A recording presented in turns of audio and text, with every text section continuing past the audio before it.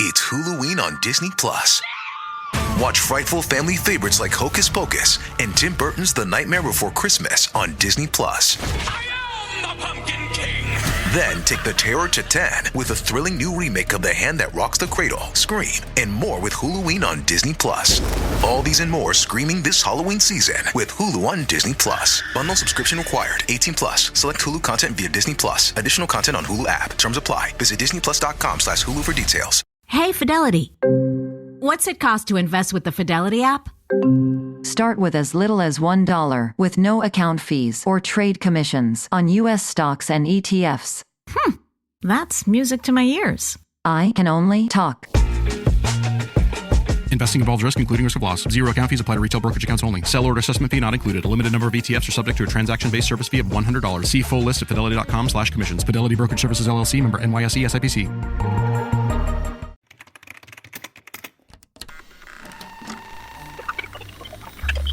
Говорит Москва. If you can hear me, take encryption button off and try.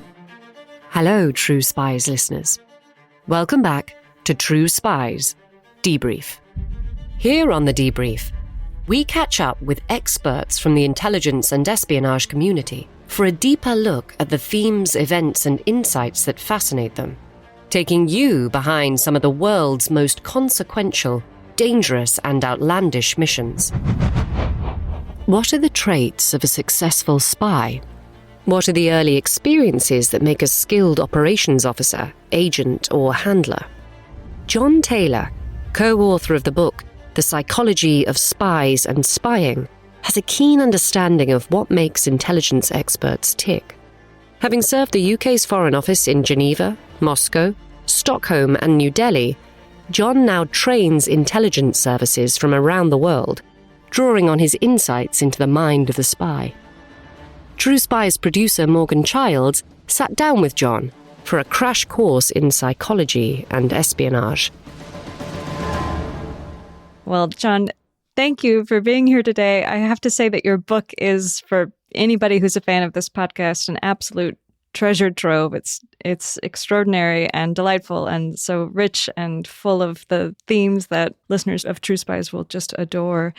I want to start with a really big question that's key to the book, which is, John, what would you say that films and novels tend to get wrong about the psychology of spying? I mean, I'd like to say at the beginning, I love all the spy films, the James Bond, the John le Carré. I think they're great. They're entertainment. I mean, obviously, the real world is a bit different. If you take John le Carré's, he's too dark. I mean, whenever I've been involved in this world, it's fun. It's got serious purpose to it. We aren't thinking about betrayal and things like that all the time and looking over our shoulder. I mean, of course, we have to be sensitive and careful, but it's not like John le Carré's world. And of course, James Bond is delightful and wonderful. And everybody says, oh, you're James Bond, which is very flattering. But you wouldn't want to be in the same room as me if I had a weapon in my hands. So the fiction out there is good entertainment. I think the one thing that I suppose not concerns me, which I think is missing, is the spy story from the point of view of the agent. That is the person who is betraying his or her country or terrorist organization. And while it's, writing a book is quite difficult, but writing a fiction is much more difficult. I mean, I have got the kernel of an idea for a fiction, but of a story which is from an agent's point of view. And there are very few stories, very few fiction writers on film or in writing that capture that. You co-wrote this book with the occupational psychologist Adrian Furnham. Correct. And you've also worked with psychologists, I understand, to identify insider threats in organizations. Yes, I'm curious how you came to focus on the minds and the personalities of spies. I mean, it was Adrian, really. It was his idea. Adrian Furnham, psychologist, professor of psychology, UCL, now all over the world, written more books than almost anybody else. And when I left government service, I said to Adrian, I want to go off and be a consultant, a trainer, whatever, but I have what qualifications? And he said, write a book.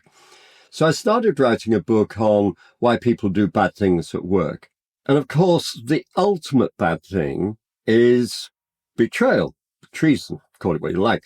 And at that time, and still, companies and organizations, as well as governments, are concerned about people who might be betraying their company, taking clients away from them or selling their secrets or those sorts of things. So as I got into the book, Adrian became more and more interested in it, and from a psychology point of view. And there are definite parallels between the whistleblowers, and I know that whistleblowers are held out to be very helpful and good for society. I'm not decrying that. But every whistleblower, everybody who has broken away from a company or an organization has some of the same characteristics and traits that people who betray their country. The principal one is about resentment, about feeling that, that you are, to use a strong, clever, intellectual word that the psychologists were, you're pissed off. Basically, you don't like your boss, the work, and we did a lot of work around this.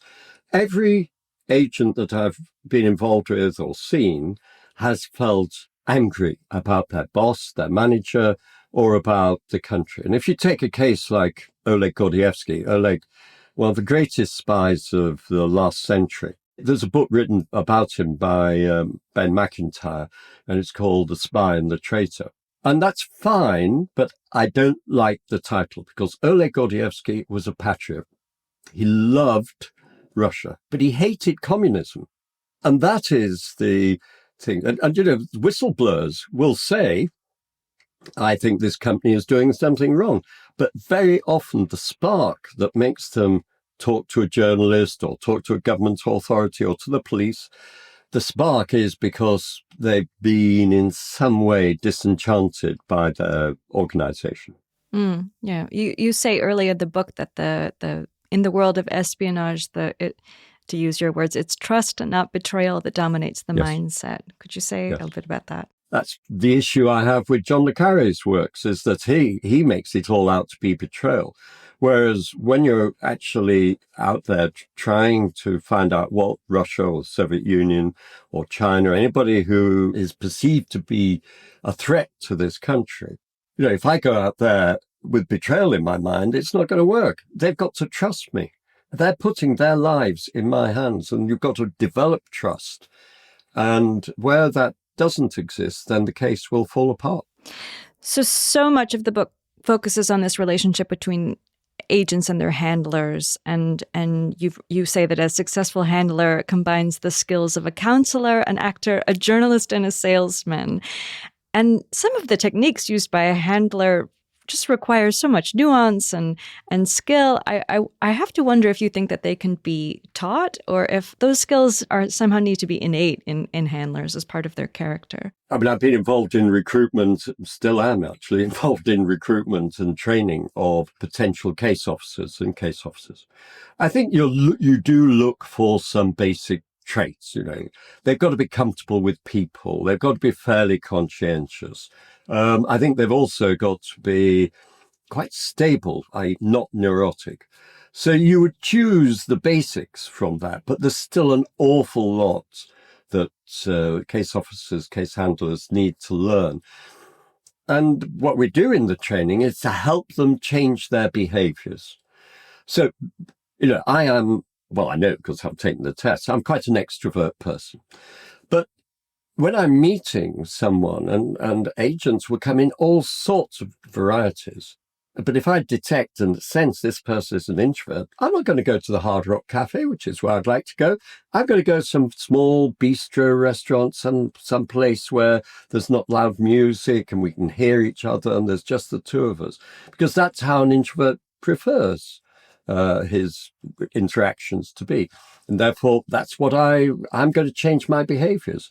Now, there's lots more. That's a very basic thing, but there's lots more behavioral things that we put people through, 6-month course, and they spend all their time trying new things, watching themselves on video, because we record an awful lot of it, getting feedback from the role players. So we spend quite a lot of time. But you're right, there is a certain amount of personality things that we need to be able to work on them.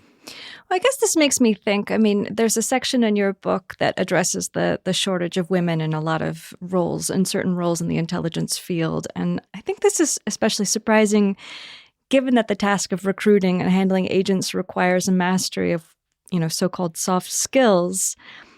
When it comes to making people comfortable and building trust and assessing whether a stranger is trustworthy, most of the women I know have had more experience with this from birth than men. And so I wonder if you think this is something that intelligence agencies recognize. Well, I mean, what you've just said in the last minute, Morgan, is taken straight from my script. And I was at a conference in Cambridge not long, a week ago.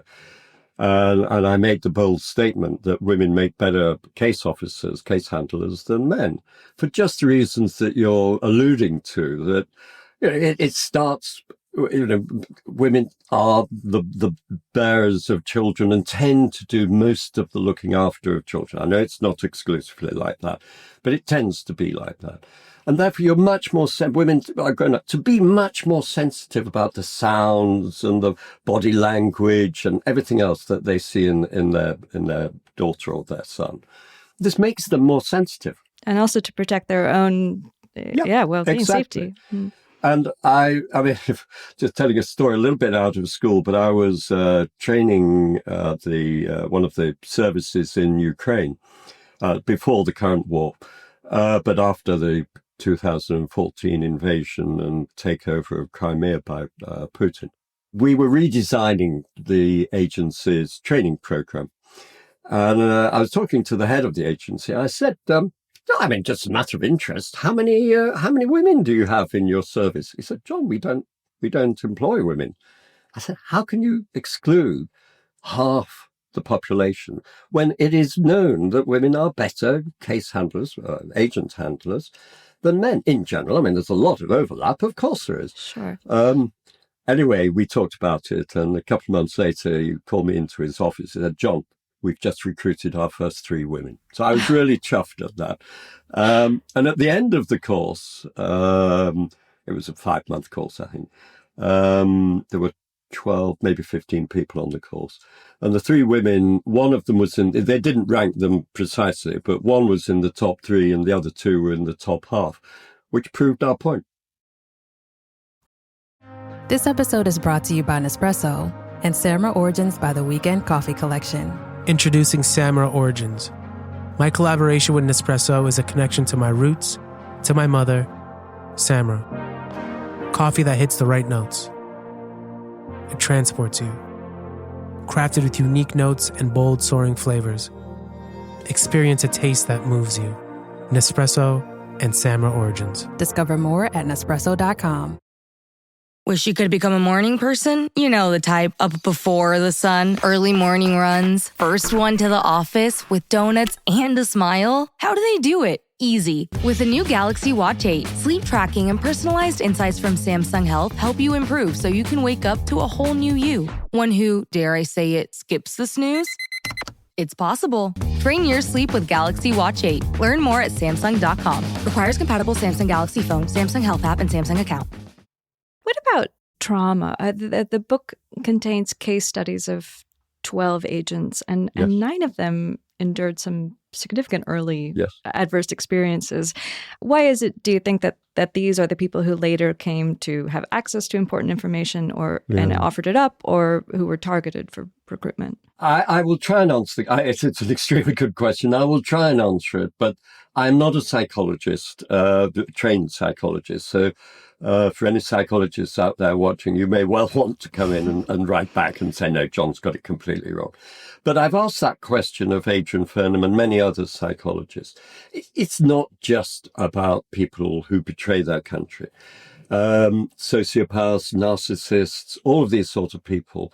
Very often there is a trauma of some sort in their early growing up phase. So, it could be at any time, but let's say, up until their late teens.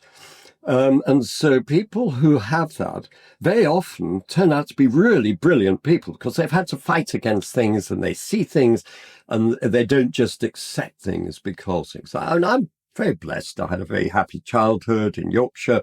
Nothing bad ever happened to me as far as I'm concerned. But when you see people who have had trauma, and it worries me what's happening in Gaza, quite honestly, at the moment, because there are tens of thousands of people, hundreds of thousands of young people who've lost their parents, lost a limb, and they're going to blame somebody. And that's going to come back and affect what's happening in the Middle East and in the rest of the world in decades to come. So we know that trauma in the early years has a significant impact on people. Very often they will challenge, they will strive, they will be a bit harder, and they will have the clarity and perhaps the courage to do things. So where they see a wrong, somebody sees a wrong, which could be the government, as in the Soviet Union's case, is doing dreadful things, it's containing freedom, it's not doing what it says it should be doing. They will see through that and they're willing to do something about it.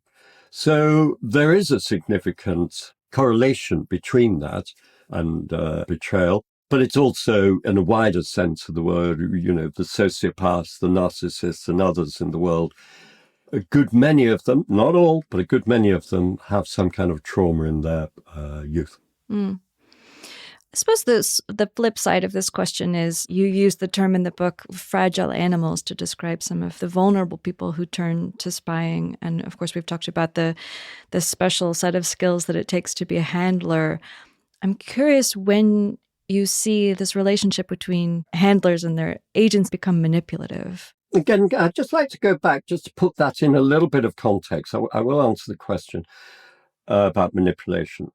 Agents are recruited for one reason alone, and that is they have access to secret information. When you join an organization like the Foreign Office or, company or small company, you go through various tests and interviews and you'll see if you can write and people will look at your qualifications and all the rest of it.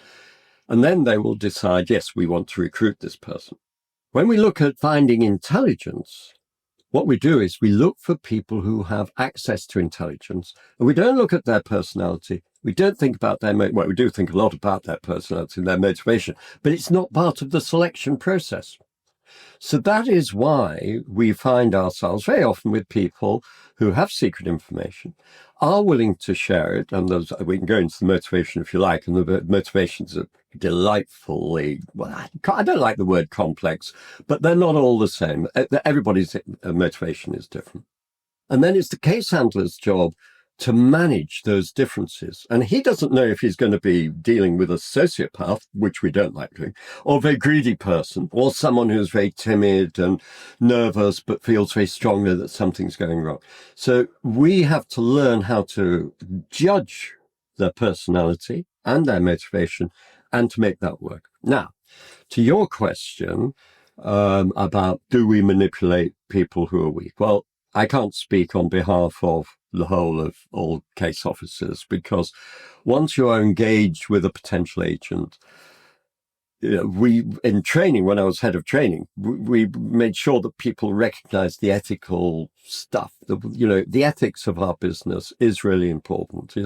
We are working against dark side forces, I believe, in Russia at the moment. I believe the Communist Party of China is also, I think Iran, I think terrorists are dark side. They are threatening the way of life that I think is important. And people will say, well, the means justify the means. But to my mind, that isn't right. If you adopt the same things they do, then you are descending to their level, and therefore we're no better than they are. John le Carre got that right, actually, in Tinker Tailor Soldier Spy at the very end of the book when George Smiley met Carla. And he talked about that ambivalence, that conflict of whether George Smiley, who had applied a lot of pressure on Carla and threatened his daughter, who was, I think, some kind of mental illness in a hospital in Switzerland. And he used that technique to get Carla over. I think that's wrong, because you're descending to their level. I cannot speak for everybody. All I'm saying is that I've never been asked to do anything that was manipulative in the sense that I was taking advantage of somebody's weakness.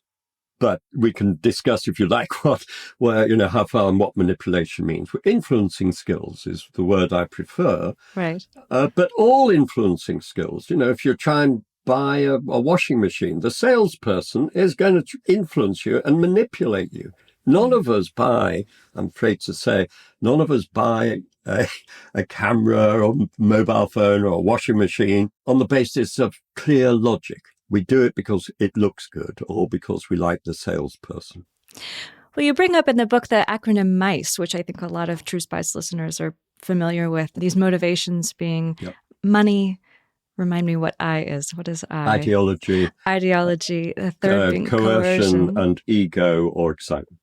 Right. And you look at the research around coercion and also torture and blackmail are two things that you look into in the book. And it seems like what we know about those things is that they don't produce, to say nothing about the ethics, they don't actually produce great intelligence. Is that right? Absolutely.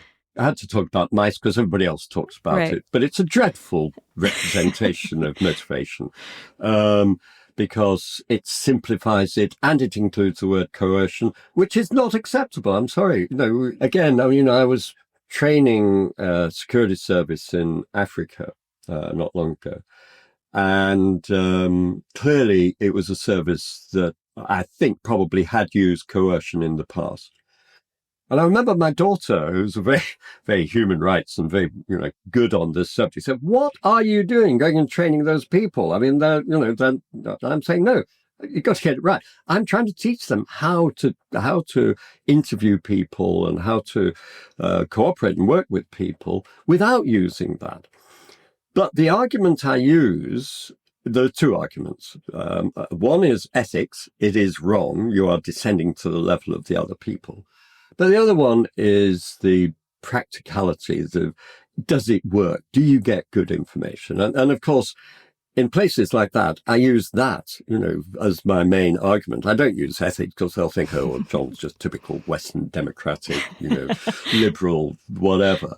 But it doesn't work. And there's so much evidence out there that talks about using what we call cognitive interviewing techniques.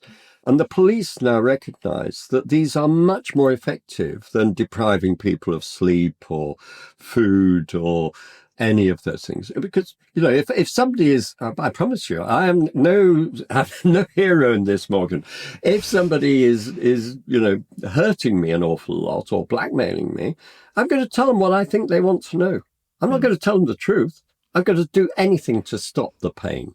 Mm-hmm. And I will only give as much away as is necessary in order to do that.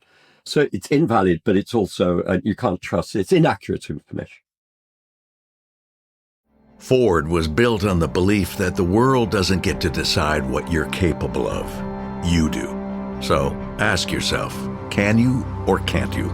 Can you load up a Ford F-150 and build your dream with sweat and steel? Can you chase thrills and conquer curves in a Mustang? Can you take a Bronco to where the map ends and adventure begins? Whether you think you can or think you can't, you're right.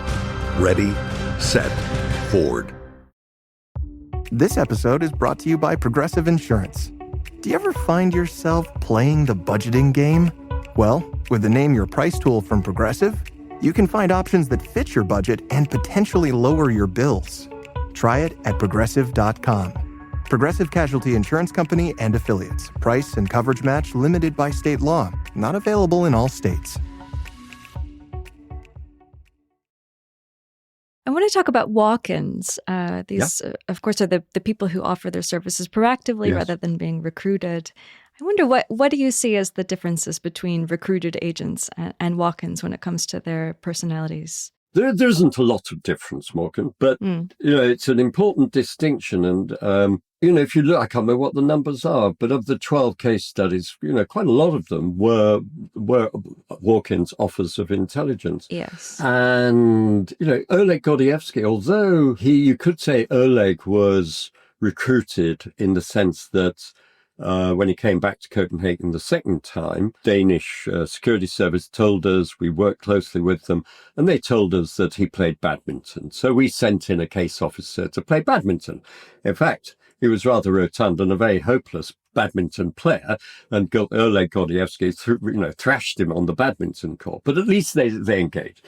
And then they had a cultivation period, and then the case officer said, I'm an intelligence officer, let's work together. Now, you could say that is a recruited case. A case officer meets Russian KGB official and cultivates him and recruits him. But actually, if you look at that case, Oleg was in the Russian embassy in Copenhagen in 1968, at the same time that the Soviet Union invaded Czechoslovakia. It was called the Prague Spring, and they invaded Czechoslovakia in 1968.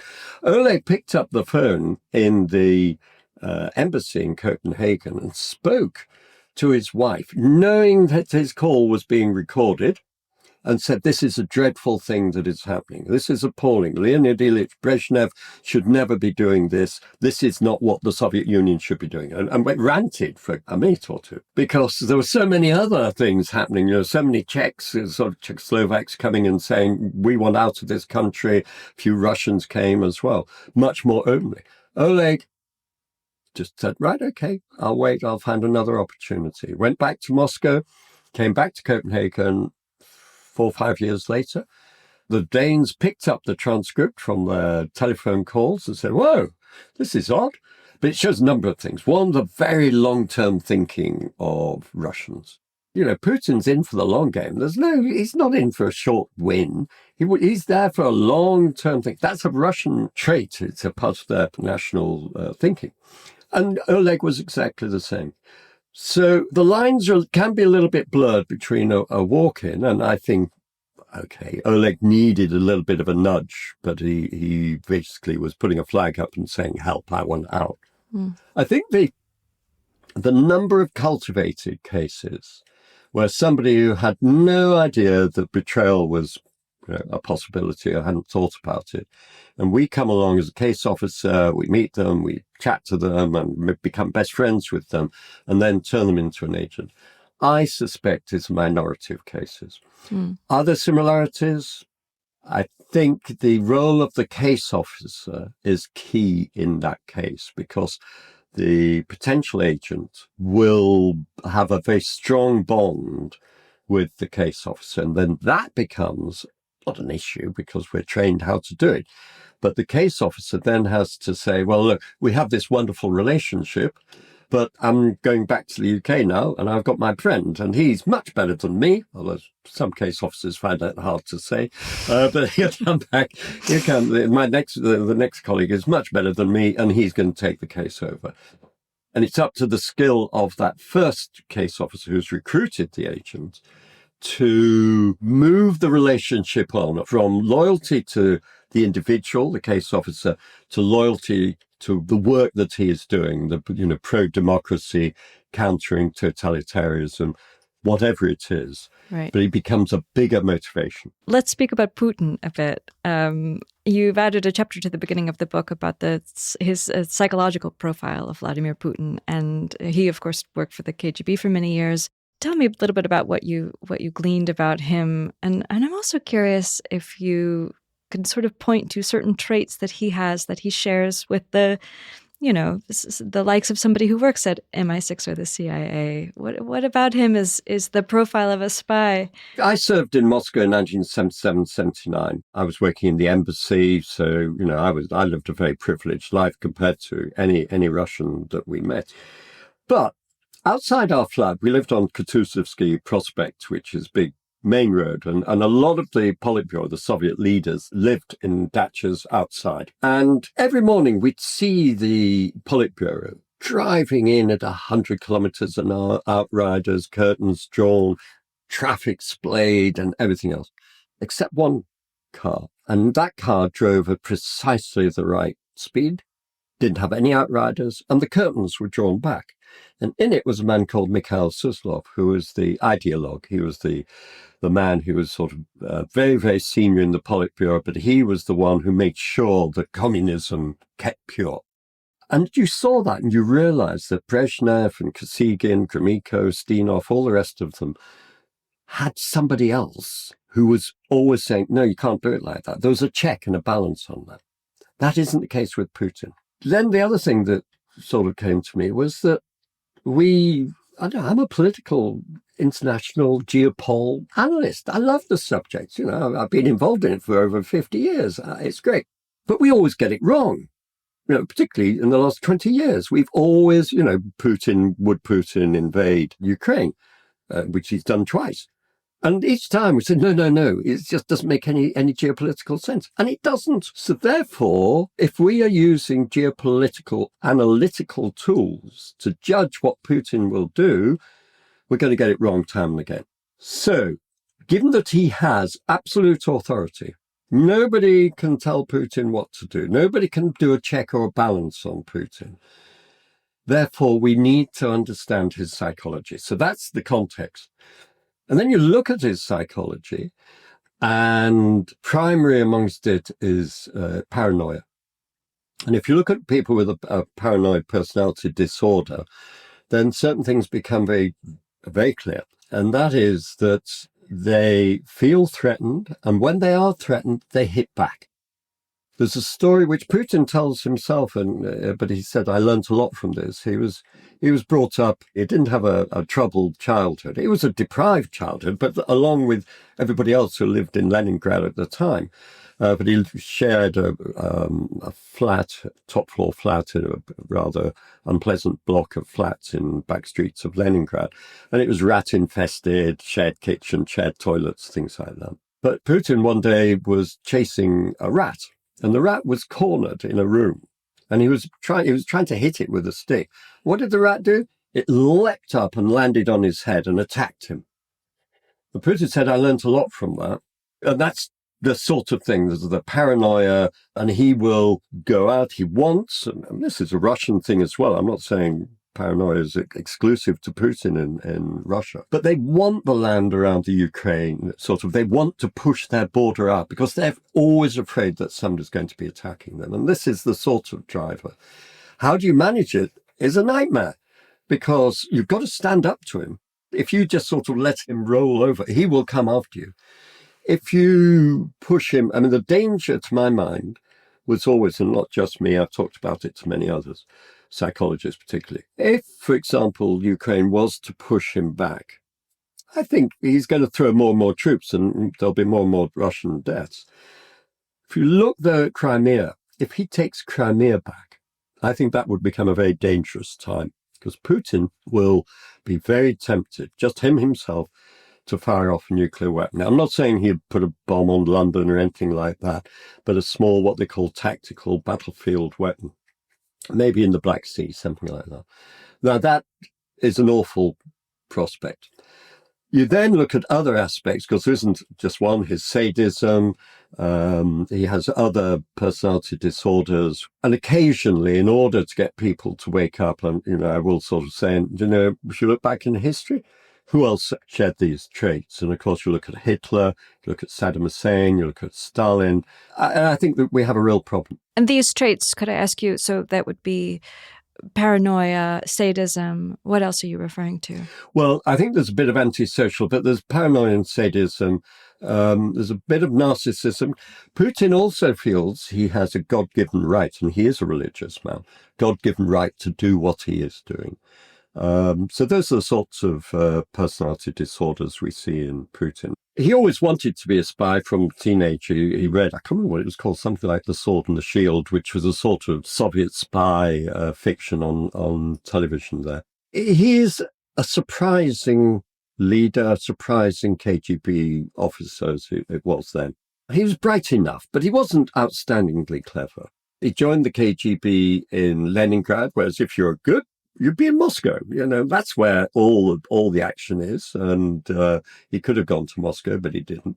His first overseas posting was Dresden, which is, Eastern Europe. It's like, sending me to, look, there's no reason for me to go, but to go to Dublin, they're friends, it's not a threat. There's no, we would never want to spy on the Irish, and nor would the Russians really want to spy on the East Germans. So, that is not a very serious posting.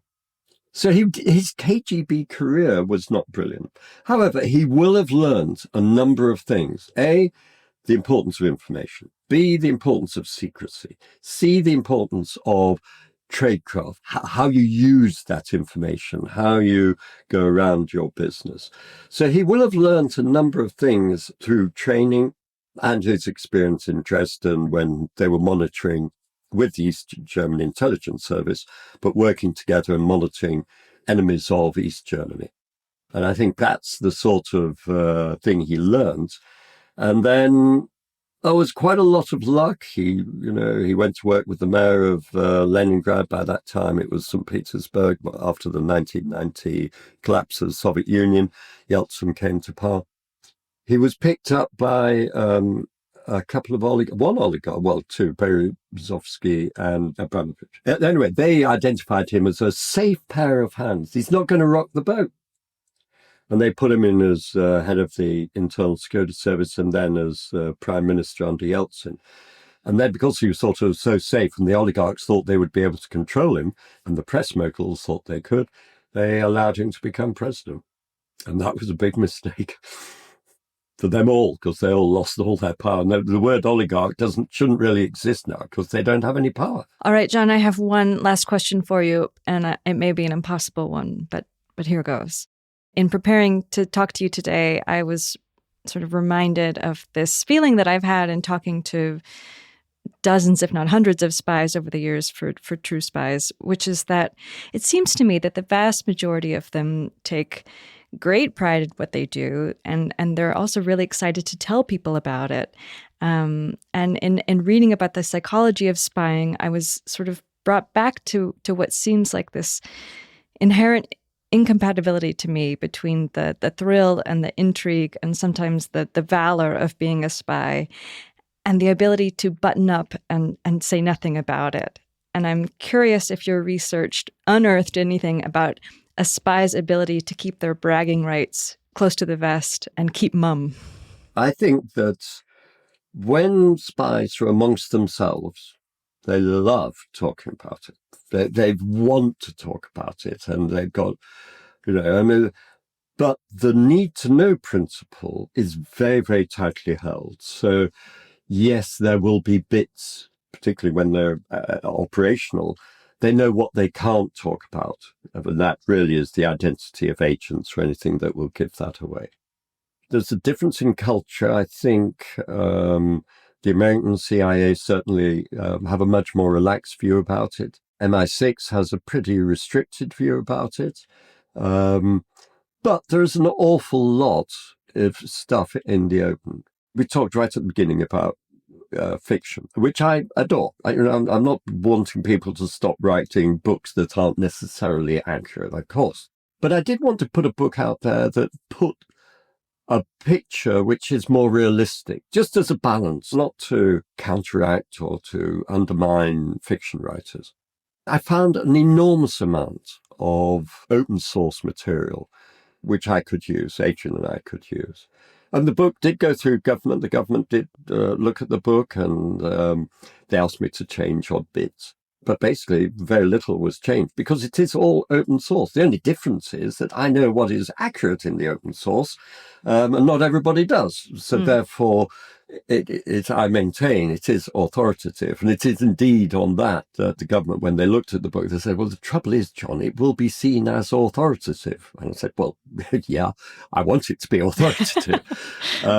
But you're right. I know a lot of the people, and I see them, there are quite a few at Cambridge, and they maintain their Foreign Office allegiance. But you could see underneath, I could see underneath, burning away.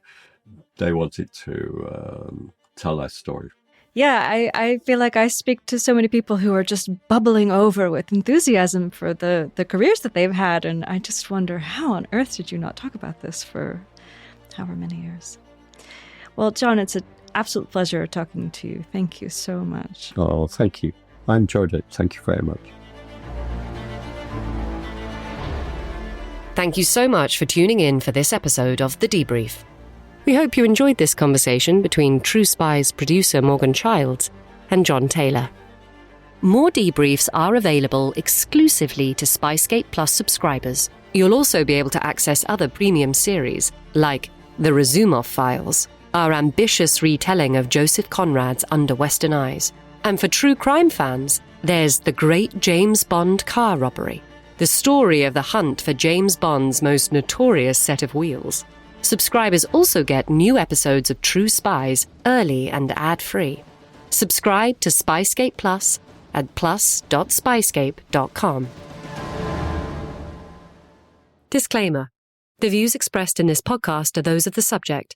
These stories are told from their perspective, and their authenticity should be assessed on a case-by-case basis. If you're enjoying this podcast, please click now to give it a 5-star rating or leave a review. Ratings and reviews help people discover the podcast and help us bring you more great stories. And if you have some time, why not forward the podcast to a friend? A good psychiatrist friend of mine once said, "Jim, you're nothing but a sociopath, but one within lanes. Those lanes are U.S. laws." A sociopath is a person who feels little to no genuine remorse for their immoral or amoral actions. A person for whom manipulation is as natural as breathing, and deceit is second nature. For a spy, that's not a bad skill set to have.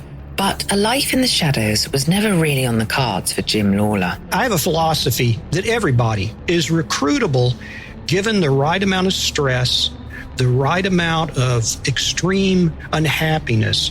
I frequently say, I never ever recruited a happy person. You don't recruit happy people, you recruit unhappy people.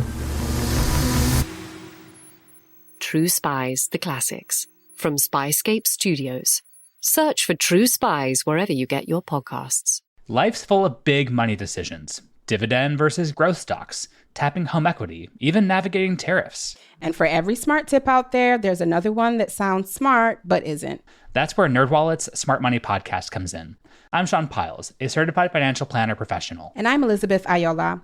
On NerdWallet's Smart Money podcast, our finance journalists do the homework so you can make confident wealth-building moves. Whether you're building your portfolio or protecting it, we've got the facts and a little fun along the way. Follow NerdWallet's Smart Money podcast on your favorite podcast app. Hey folks, get ready for a new season of Blowback coming Monday, September 22nd. This time around, we're covering the Cold War showdown in Africa. When apartheid South Africa invades the newly independent nation of Angola, revolutionary Cuba sends its own army to defend its African ally, while the United States backs a warlord whose only goal is power. Subscribe now at blowback.show and get the entire season when it drops, ad-free. Blowback.show.